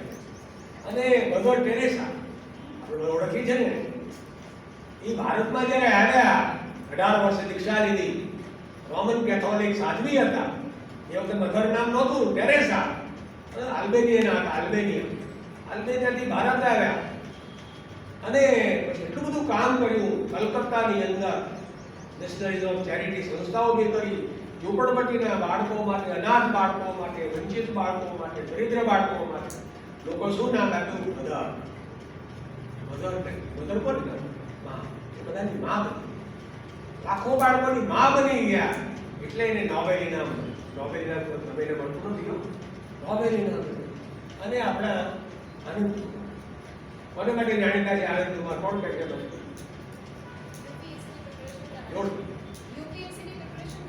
યુપીએસસીની પ્રિપરેશન કરવા આઈઆઈટી. તો આનંદ કુમાર આપણે પિક્ચર પર જોયું તમે? રિયા સુપર 30 પિક્ચર છે, જોવા જેવું છે ચલચિત્ર. આનંદ કુમાર તો સામાન્ય પરિસ્થિતિ મેથેમેટિક્સ હતા, ગણિત ભણાવતા હતા. પણ એમ થયું કે મારે તો કેમ્બ્રિજ ભણવા જવું છે. એની ઈચ્છા હતી મારે કેમ્બ્રિજ ભણવા જવું. પણ તો સપના તો ઘણા હોય, જઈ ન શક્યા. પૈસા નહોતા બાપા પાસે. એટલે ભણ્યા, ભારતમાં ભણ્યા, પટણામાં ભણ્યા, સારા ગણિતશાસ્ત્રી થયા. પણ પછી એણે નક્કી કર્યું કે હું ભલે કેમ્બ્રિજ જઈ શક્યો નહીં, પણ મારા પટનાના છોકરાઓને કેમ્બ્રિજ યુનિવર્સિટીની હું શીખવાડું. તો એક માણસ નક્કી કરે, આનંદ કુમાર કેમ્બ્રિજ યુનિવર્સિટી જેવું શિક્ષણ આપે. 30 છોકરાઓ, ગરીબ છોકરાઓ, ગરીબમાં ગરીબ છોકરાઓ પસંદ કરે. 30 છોકરાઓને પસંદ કરે અને કહ્યું કે તમારે રહેવાનું, જમવાનું બધું ફ્રી. એક રૂપિયો લીધા નથી. 30 છોકરાથી વધારે નહીં. અને ગેરંટી આપે કે તમને આઈઆઈટીમાં પ્રવેશ મળી જશે. આઈઆઈટીમાં પ્રવેશ મળી જાય બધા. ઇતિહાસ છે 2002માં શરૂ કરી 22 વર્ષ થયા. 22 વર્ષથી એક પણ છોકરો નાપાસ થયો નથી. વિચાર કરો, એક પણ છોકરો નાપાસ થયો નથી. અને એ બધા છોકરાઓ આજે સારામાં સારા સ્થાન ઉપર છે, ગરીબ છોકરો. તો આનંદ કુમારને શક્તિ કોણ આપે છે? અને આત્માની શક્તિ પ્રાપ્ત કેમ થાય? આપણે ત્યારે મારા આત્મામાં પણ શક્તિ ચોક્કસ આવે. માર્ટિન લ્યુથર કિંગમાં આવે, નેલ્સન મંડેલામાં આવે. આપણામાં કેમ ના? આપણામાં આવે. પણ એને માટે આપણું અંતઃકરણ નિર્મળ જોઈએ, શુદ્ધ જોઈએ. મનના શત્રુઓને જીતવાના છે. યમ નિયમ પાલન કરવાનું છે. પરમાત્મામાં શ્રદ્ધા અને ભક્તિ હોય, સત્સંગ હોય, ચિંતન હોય અને નિષ્કામ સતત કર્મ કરતા નહીં. અને સારા વ્યષ્ટિ કક્ષાએ આત્માની શક્તિ અંતિમ છે. આત્માની શક્તિ છે સર્વોચ્ચ, સુપ્રીમ પાવર. અને આ શક્તિનો પરમાત્માના કાર્યમાં ઉપયોગ કરીએ. અને સમષ્ટિમાં પરમાત્માની સત્તા છે તે અંતિમ છે, અસીમ છે અને કાયમી છે. પણ આ છેલ્લી વાત મહત્વની, સર્વાગતિની ભાવના, અહંકાર રાગ દ્વેષ એ બધું છોડી દેવાનું. સત્ય પ્રેમ અને કરુણા એ જાળવવા, વિકસાવવા, શરણાગતિ ભાવના કેળવીશું એટલે આપોઆપ છે એ આપણામાં આત્મસિદ્ધિ આવશે.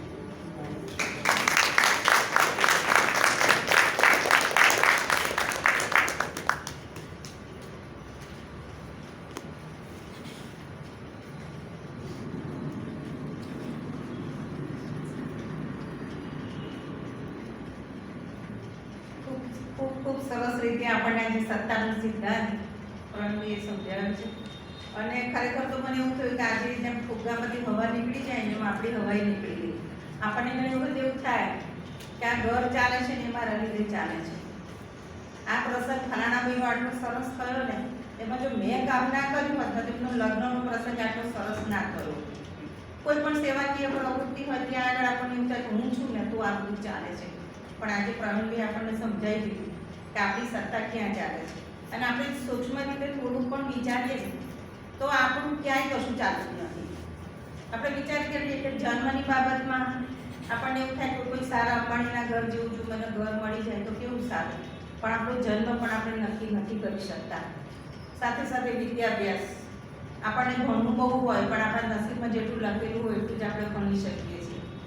પતિ મેળવવો, પત્ની પ્રાપ્ત કરવી એ બધું પણ આપણા ભાગ્યની વાત છે. એમાં આપણું કશું ચાલતું નથી. બાળકો પેદા કરવા, બાળકોમાં પણ આપણને એમ થાય કે બહુ મોટો યશસ્વી બને એવું એની કારકિર્દી થાય તો એ પણ આપણે નથી આપણી ઈચ્છા મુજબ નથી કરી શકતા. એટલે આપણને ખબર છે કે જે સત્તા છે એ કોની છે. હવે આપણી સત્તા ક્યાંય ચાલતી નથી. જે સત્તા છે એ પરમાત્માની છે. નિમિત્ત માત્ર ભવિષ્યને સાચીને આપણે ખાલી નિમિત્ત બનવાનું છે. આજે આપણે એક ગીતને સમજીએ અને ગાઈએ. કોનાએ ગઈ શારે જાઉં આ સગળો સંસાર. કોનાએ ગઈ શારે જાઉં આ સગળો સંસાર. કોના તપથી સૂર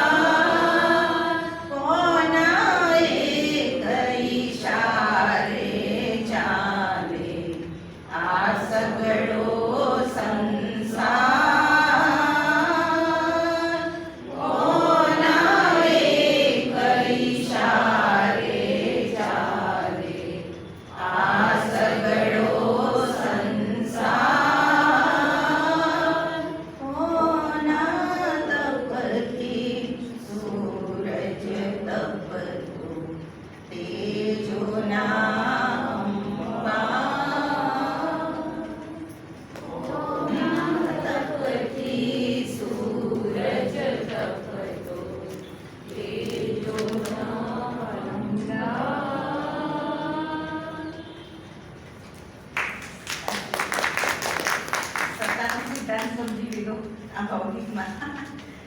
સરસ. અત્યારે હવે આપણે આનંદનો સિદ્ધાંત સમજવાના છીએ. આધ્યાત્મિક શિક્ષણમાં આપણે અભ્યાસ કરી રહ્યા છીએ જુદા જુદા શબ્દો. દેહ ભાવ શું, આત્મભાવ શું, વિદ્યા શું, અવિદ્યા શું, મુક્તિ શું, બંધન શું, હવે આપણને સ્પષ્ટ રીતે સમજાતું ગયું. એવી જ રીતે આજે આનંદનો સિદ્ધાંત, એમાં સુખ શું અને આનંદ શું. આપણને અત્યાર સુધી ખબર નથી સુખ એટલે શું છે અને આનંદ એટલે શું. આપણે સુખ અને આનંદ બંનેમાં ઝૂલા ખાતા રહીએ, પણ સ્પષ્ટ આપણને ખબર નથી. તો આજે આપણે સમજવાનો પ્રયત્ન કરીશું આનંદનો સિદ્ધાંત. એના માટે હું શશીબેનને વિનંતી કરું છું કે આપ આનંદનો સિદ્ધાંત આપણા સાધકોને સમજાવશો. શશીબેન શાહ.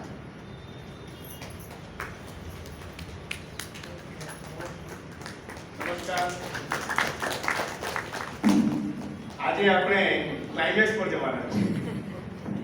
સૌથી મહત્વનો સિદ્ધાંત જો કોઈ હોય તો આનંદનો સિદ્ધાંત. કે આપણે બધા આનંદમાં રહેવું છે. બીજા બધા સિદ્ધાંતોનો ઉપયોગ કરી અને આપણે આનંદમાં રહેવું છે. તો આપણે આનંદનો સિદ્ધાંત સમજીએ. આ પરાવિદ્યાનો આધ્યાત્મિક શિક્ષણનો મુખ્ય વિષય છે આનંદનો સિદ્ધાંત. આપણે આગળ જોઈ ગયા કે પરમાત્મા આનંદ સ્વરૂપ છે. એ આવિર્ભૂત થયા માટે આનંદમાંથી અને આપણને સૌને પ્રસન્ન રાખવા છે, એટલે આનંદ માટે એમને આ વિશ્વની રચના કરી છે. અને આનંદમાં રહેવું એ આપણો જન્મસિદ્ધ અધિકાર છે.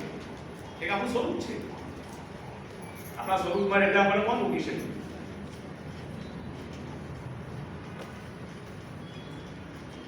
અને આપણને દરેક જીવને, પછી એ પશુ પક્ષી પ્રાણી જે પણ હોય, એ સતત પ્રસન્ન રહે, આનંદમાં રહે, એટલા માટે પરમાત્માએ બે વ્યવસ્થા કરી. એક ઇન્દ્રિય અને એક વિષય. આપણને ઇન્દ્રિય આપી, બધા પશુ પક્ષી પ્રાણી બધાને ઇન્દ્રિય આપી અને પંચમહાભૂત રૂપી વિષયો બનાવે.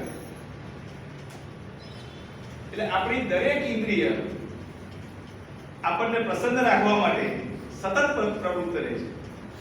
આખી ડિઝાઇન જ પરમાત્માની એવી છે કે આ ઇન્દ્રિયો દ્વારા આપણે વિષયોને માણીએ. આ વિશ્વ માણવા માટે છે. અને આધ્યાત્મિક ક્ષેત્રમાં ઢીલી પોચી વાત નથી, બધું છોડવાની વાત નથી, લાઈફને એન્જોય કરવાની વાત છે. પણ એન્જોય કરવાની રીત શીખવાડે છે. એ આજે આપણે જોઈશું. હવે સુખ શું છે? સુખની ડેફિનેશન.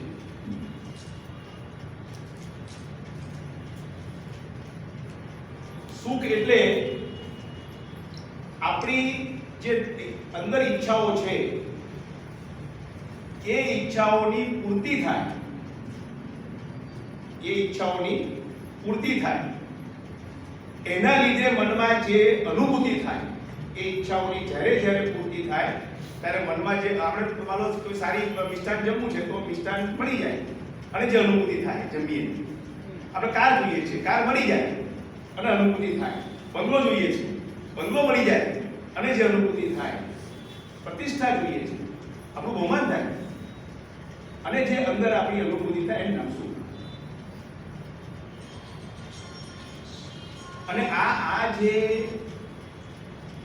કામના પૂર્તિ થાય છે ને, ત્યારે સાયન્સ વિજ્ઞાન સમજીએ વોટ હેપન્સ. આપણે લાસ્ટ ટાઈમ અહીંયા એક બલ્બ લાવ્યા હતા અને બલ્બની ઉપર લેયર હતા અને એમાં એક કાણું હતું. એ કાણામાંથી અંદર તો પ્રકાશ પૂરેપૂરો 1000 વોટનો હતો, પણ કાણામાંથી જે થોડો પ્રકાશ આવતો હતો ને એ સુખ. એ ખાડામાંથી જે થોડો પ્રકાશ આવતો હતો એ સુખ. જરાક સરખું આવી રીતે આ પેલા ખૂણામાં એક સફેદ ટપકું દેખાય છે એ સુખ. અને એની અંદર કર્ટન ખોલો ને તો આનંદ.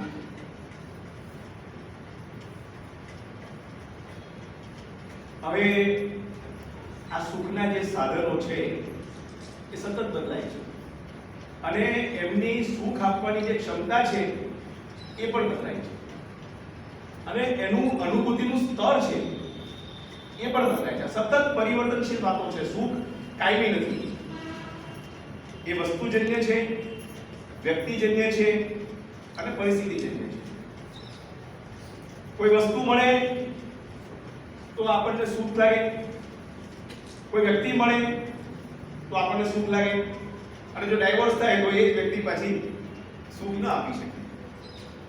પરિસ્થિતિ પણ એક જ લોકેશન પર, હિલ સ્ટેશન પર જાઓ, એક વાર જાઓ ખૂબ મજા આવશે, બીજી વાર જાઓ થોડી ઓછી, ત્રીજી વાર, ચોથી વાર, પાંચમી વાર,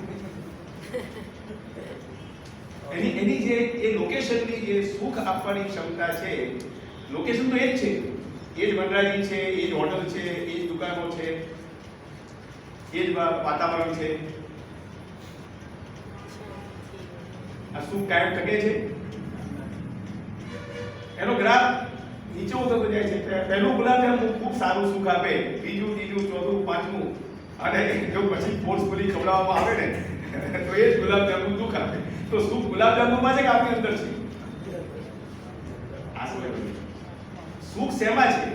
વસ્તુમાં નથી, વ્યક્તિમાં નથી, પરિસ્થિતિમાં નથી. સુખ આપણી અંદર છે. આપણી અંદર જે પરમાત્મા છે એની ઝલક, આનંદ સ્વરૂપ આપણા આત્માની ઝલક એ સુખ છે. આપણે જોઈએ છીએ કે વ્યક્તિજન્યમાં મેરેજ થાય ત્યારે એ પતિ પત્ની એકબીજાને સુખ આપે, અને જો ડાયવોર્સ થઈ જાય તો એ જ પતિ પત્ની એકબીજાને દુઃખ આપે. આ હિલ સ્ટેશન પર ગયા હોઈએ અને ત્યાં જો વોલ્કેનો ફાટે તો એ જ હિલ સ્ટેશન તમને સુખ ના આપી શકે. બીજું સુખ ના એ પણ બદલાય. નાના હોય ત્યારે રમકડું સુખ આપે, મોટા થઈએ તો સમૃદ્ધિ અને કામનાની તૃપ્તિ સુખ આપે, એનાથી પ્રૌઢ થઈએ તો સત્તા પ્રતિષ્ઠા સુખ આપે, એનાથી ઉપર જઈએ તો વાનપ્રસ્થમાં સમાજ સેવા સુખ આપે. આ સુખના જે સ્તરો છે એ સતત બદલાયા કરે, અને આ જે સુખ છે એ બહારના સાધનોમાંથી મળે. સુખનો સોર્સ, સુખ આપણે ત્રણ શબ્દો સમજવાના છે: સુખ, પ્રસન્નતા અને આનંદ. આ સુખનો જે સોર્સ છે એ બહાર છે, આપણા શરીરની બહાર છે, બહારથી આવે છે. પછી એ ક્ષણિક છે અને સીમિત છે. સુખ આપવાની દરેક વસ્તુ, વ્યક્તિ કે પરિસ્થિતિની એક મર્યાદા છે, એનાથી વધારે સુખ નહીં આપી શકે.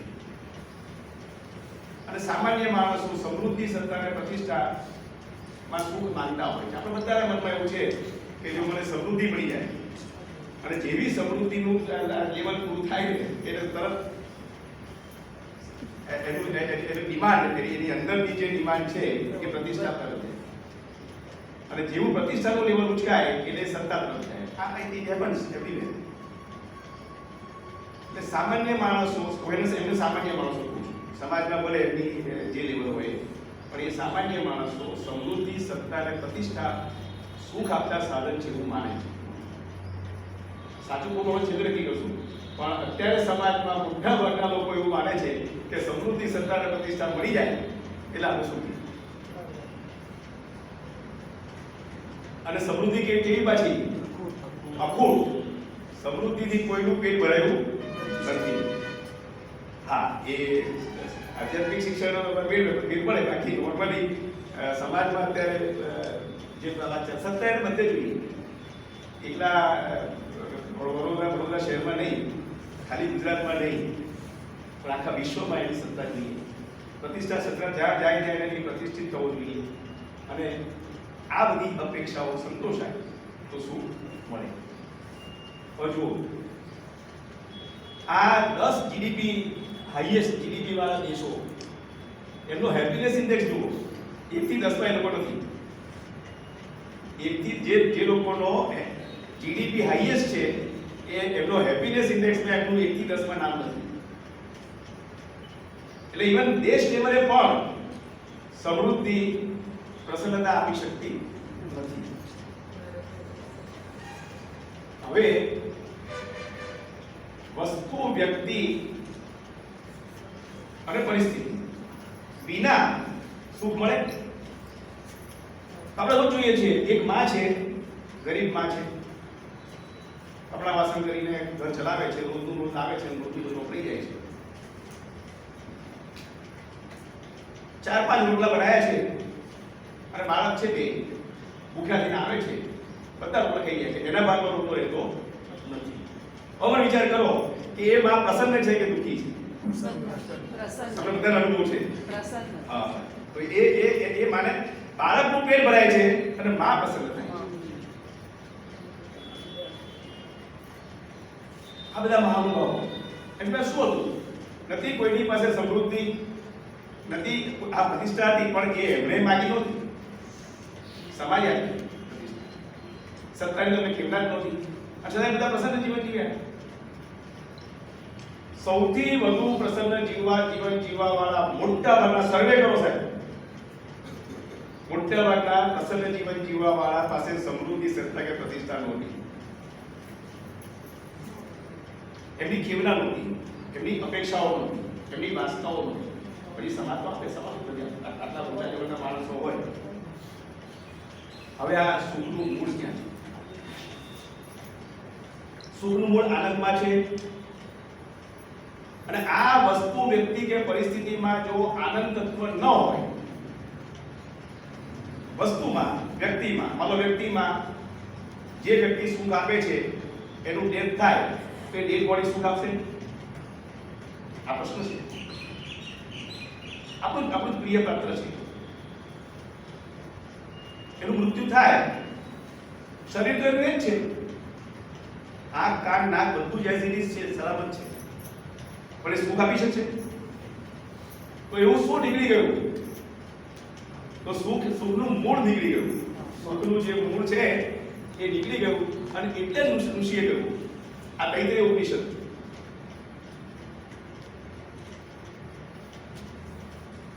આ આનંદ સ્વરૂપ પરમાત્મા ન હોત, આ આનંદ સ્વરૂપ પરમાત્મા ન હોત તો કોણ જીવિત રહી શકતે? આ બધા જે જીવન છે એનું મૂળ પરમાત્મામાં છે અને પરમાત્મા આનંદ સ્વરૂપ છે. નિસંદેહ પરમાત્મા દરેકને આનંદ પ્રાપ્ત કરે. રસો વૈશ, રસ સ્વરૂપ, આનંદ સ્વરૂપ પરમાત્મા.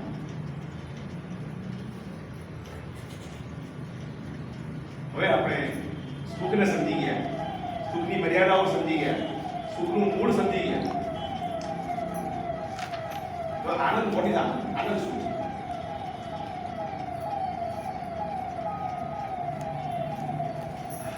વેદ લખાયા ત્યાં સુધી આ વિશ્વમાં કોઈને પણ વેદનું જે એ થયું, એમણે વેદવ્યાસે વેદને એક સંકલન કર્યું, ત્યાં સુધી વિશ્વમાં કોઈને પણ આનંદ શબ્દ શું છે ખબર નહોતી. વેદમાં પહેલી વાર આનંદ શબ્દ આવ્યો અને એનું આનંદ શબ્દનું ડિટેલિંગ થયું. અને સૌથી સારું ડિટેલિંગ તૈત્રીય ઉપનિષદ આપણે ભણવાના છે. આખું તૈત્રીય ઉપનિષદ આનંદની મીમાંસા કરે છે, આનંદની વાત કરે છે અને બહુ સુંદર રીતે, બહુ સરસ એની સ્ટાઇલ છે. આઈન્સ્ટાઈને એ કહ્યું કે હવે જે રિસર્ચ થવું જોઈએ આનંદ શબ્દ તત્વ છે, જે બીજા બધા પર રિસર્ચ કર્યું કે એમણે ઉપનિષદનો અભ્યાસ કર્યો હતો આઈન્સ્ટાઈને. એમણે કહ્યું કે આ હવે જો રિસર્ચની જરૂર છે આ વિશ્વને કે પહેલું સ્ટેજ હોય ને, અવિદ્યાયામ મૃત્યુમ તીર્થા વિદ્યાયામ અમૃતમ અસ્તુ, પહેલું સ્ટેજ આપણું રિસોર્સિસ. ઇવન વિવેકાનંદે કહ્યું કે જો મને પહેલા ખબર હોત કે દેશમાં આટલી ગરીબી છે તો હું અધ્યાત્મની વાત જ ના કરું. પહેલા એટલી ગરીબી દૂર કરો. અને બીજી છેલ્લા 300-400 વર્ષમાં એ થયું, આપણા દેશમાં પણ આપણે જોઈએ છીએ તો રિસોર્સ મોબિલાઇઝેશનનું મોટા પાયે કામ થઈ રહ્યું છે. તો આ આનંદ તત્વની સમજ વેદમાં પહેલી વાર થઈ. હવે આનંદ શું છે? તો આનંદ એ પરમાત્માનું સ્વરૂપ છે અને આપણી અંદર પરમાત્મા આત્મા રૂપે રહેલા છે, એટલે આપણું પણ સ્વરૂપ આનંદ છે. આપણે આનંદનું સ્વરૂપ છીએ. એ અલૌકિક તત્વ છે અને શક્તિનો સ્ત્રોત છે. આ આપણી અંદર જે પણ શક્તિ છે એ આનંદમાંથી આવે છે. સોર્સ, આપણી અંદર જે સોર્સ છે એ સોર્સ આનંદ છે. ખાલી પ્રસન્નતા રહેવા માટેની વાત નથી, એથી બહુ ઊંચી વાત છે. આ ક્યાં છે? આપણી અંદર આત્મા સ્વરૂપે છે. હવે સુખ અને આનંદ વચ્ચેનો સંબંધ. વોટ ઇઝ રિલેશન બિટવીન સુખ અને આનંદ? સુખ અને આનંદ વચ્ચે કેટલો સંબંધ? હા, સુખનો વિરોધી છે દુઃખ, પણ આનંદનો કોઈ વિરોધી નથી. આનંદ itself પોતે જ આનંદ છે. Correct, એનું very, કોઈ જ very. આનંદ પરમેનન્ટ છે. યસ, શાશ્વત છે. પણ સુખ અને આનંદ વચ્ચે શું સંબંધ? રિલેશન. માનો ડોલર અને રૂપિયા વચ્ચે કેટલો સંબંધ? તો કે $1 બરાબર 80 કે 85 રૂપિયાની રેટ ચાલતો હોય. 10⁻20 times. હા, વેરી ગુડ, શાબાશ. બહુ સરસ. 10⁻20. બહુ સરસ. ધ્યાન નથી.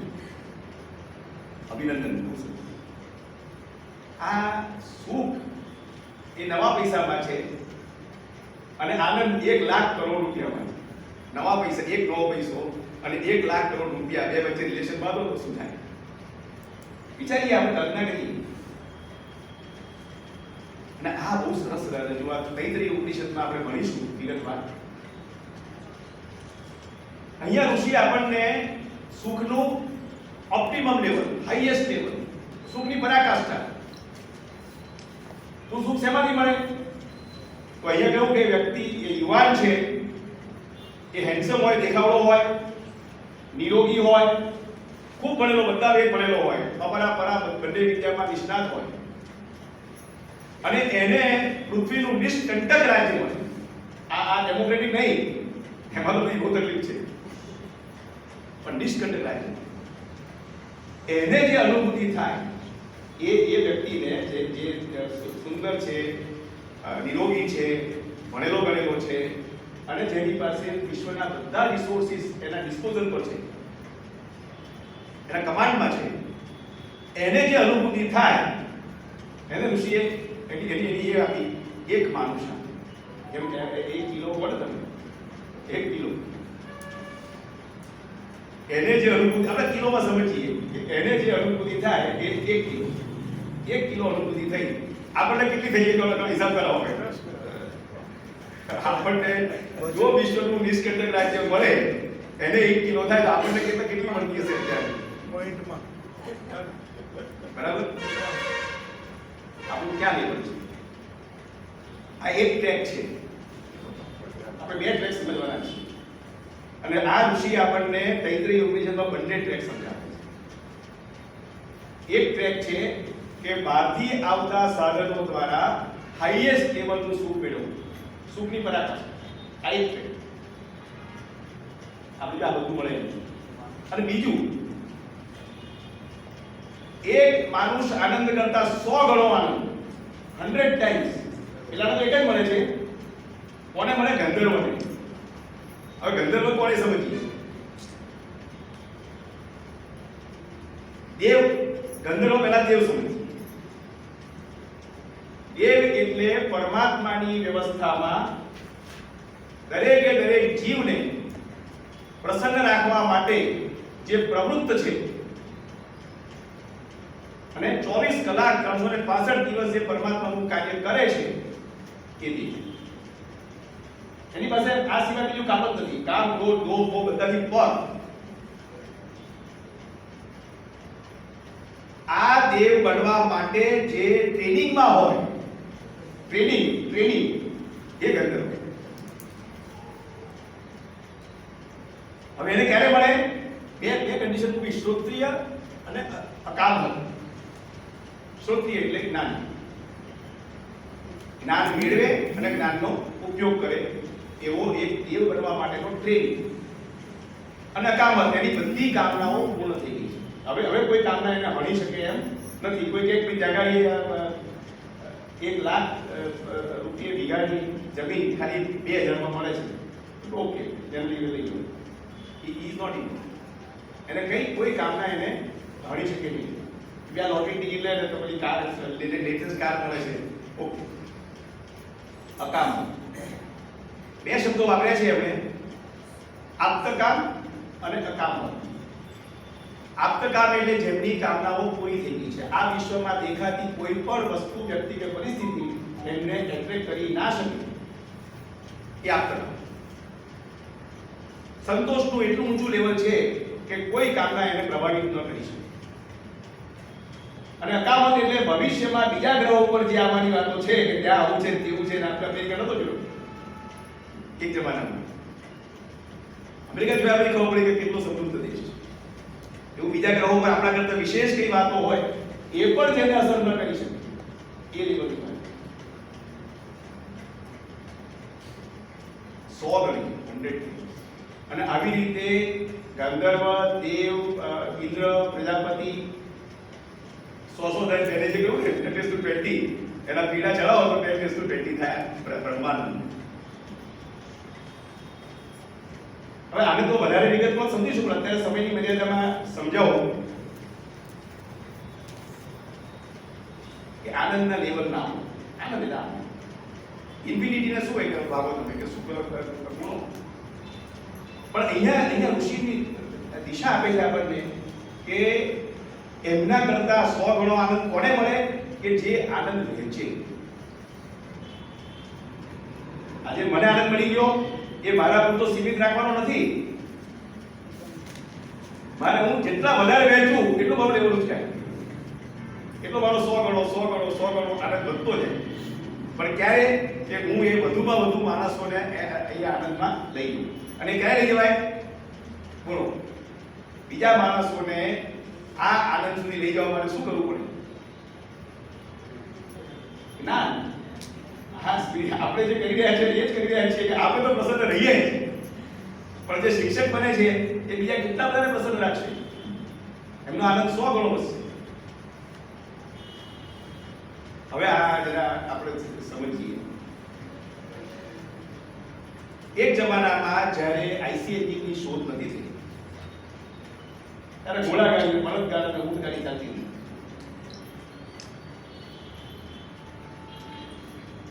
અને એનાથી માણસ ખુશ હતો કે એને આઈસી કાર આવી એર કન્ડિશન લક્ઝરી કારની ખબર જ નહોતી. એ ઘોડાગાડીમાં બબાતો હતો, ધીમો ધીમો જતો હતો. 1 કલાકમાં જ્યાં પહોંચાઈ જાય આખા દિવસ જતો હતો. રસ્તામાં બળદને પાણી પીવડાવવું પડે, ઘાસ આપવું પડે. આ સિદ્ધાંત સમજી ગયો આઈસી એન્જિનનો. એ લેટેસ્ટ કારમાં પહોંચતી બીજા બધા સિદ્ધાંત એટલે આઈસી તો મેઇન ઇન્ટરનલ કમ્બશન તો મેઇન સિદ્ધાંત તેના પર બાકી એનો એન્જિન ચાલે. પણ એમાં બીજા બધા થર્મોડાયનામિક્સ તો પ્રિન્સિપલ આવી ગયો ને બધા પ્રિન્સિપલ આવી ગયા. પણ એ શોધાયા તો એ કારમાં ફરતો થયો. અત્યારે આપણી ત્યાં કોઈને આનંદના સિદ્ધાંતની ખબર નથી એટલે પેલા લોકો ઘોડાગાડીમાં ફરતા હતા એમ આપણે સુખમાં ફરીએ છીએ. શું કે આપણી ઘોડાગાડી છે અને આનંદ એ આપણી કાર છે, લક્ઝરિયસ કાર. જે દિવસે આ સ્પિરિચ્યુઅલ લિટરસી રેટ ઉચકાશે અને ભૌતિક ક્ષેત્ર જેટલો થઈ જશે એ દિવસે મોટા ભાગના માણસો પ્રસન્ન છે. અને રિસોર્સિસ આનાથી વધારે જરૂર નહીં પડે. આટલા રિસોર્સિસ બહુ છે. અત્યારે 10% માણસો પાસે 90% રિસોર્સિસ છે અને તોય પ્રસન્ન નથી. અને 90% માણસો પાસે 10% રિસોર્સિસ છે એટલે પ્રસન્ન નથી. એનાય પ્રસન્ન નથી, આય પ્રસન્ન નથી. જો એનું રેશનલ ડિસ્ટ્રીબ્યુશન થાય અને એ સ્પિરિચ્યુઅલ એજ્યુકેશન સિવાય શક્ય નથી. જ્યાં સુધી માણસ સમૃદ્ધિ, સત્તા અને પ્રતિષ્ઠાના પ્રભાવમાં છે ત્યાં સુધી રેશનલ ડિસ્ટ્રીબ્યુશન ઓફ રિસોર્સિસ શક્ય નથી. તો અને આ જુઓ દેખાય છે ડિફરન્સ આપણને તરત જ.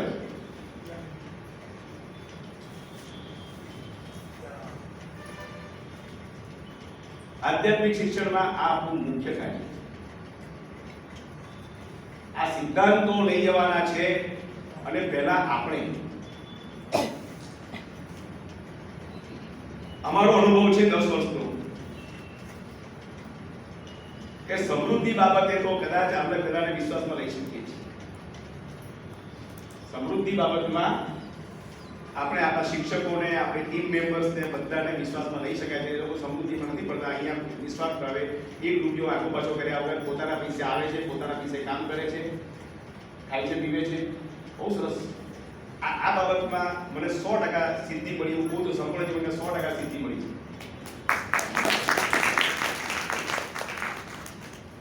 પણ પ્રતિષ્ઠા બાબતમાં પ્રશ્ન છે. હું ખાસ શિક્ષકોને કહું છું, આપણું જો અદ્વૈત સ્ટ્રક્ચર છે સંપૂર્ણ જીવનનું, એને જો તોડનાર કોઈ વાત હોય તો પ્રતિષ્ઠાની ખેવના, પ્રતિષ્ઠાની વાસ્તા. અને એ માણસને ખબર નથી કે પ્રતિષ્ઠા મેળવવામાં એ કેટલો નીચો ઉતરે છે. ઉપનિષદ ગીતાજીમાં લખ્યું છે સકામ માણસ પામર છે. અહીંયા સકામ એટલે નોકરીનો પગાર લઈએ નહીં ગણવાનું હોય, આપણે ચોપટ થઈ ગઈ છે. 8 કલાક કામ કરી પ્રમાણિકપણે, નિષ્ઠાપૂર્વક અને આપણા જીવન ચલાવવા માટે જે પગાર લઈએ એ નિષ્કામ કર્મ છે. એને આપણે સકામ કર્મ નથી કહેતા. પણ સમૃદ્ધિ, સત્તા અને પ્રતિષ્ઠા માટે જે કાર્ય કરે એની રિક્વાયરમેન્ટ પૂરી થઈ ગઈ પછી પણ કોમર્શિયલ એક્ટિવિટીમાં રચો રહે એ સકામ. અને એ જે સકામ માણસો છે એ પાવર છે, આપણે નહીં. આપણે આપણું જીવન ચલાવવા માટે જે નોકરી કે ધંધો કે જે કરીએ આપણે એ પાવર નથી. એ તો સ્ટ્રોંગ માણસો છે, એમના ઉપર બાકી આખું વિશ્વ ચાલે. આ ગૃહસ્થ ના હોય તો વિશ્વ પણ ચલાવે. આપણે સૌ ગૃહસ્થ છીએ.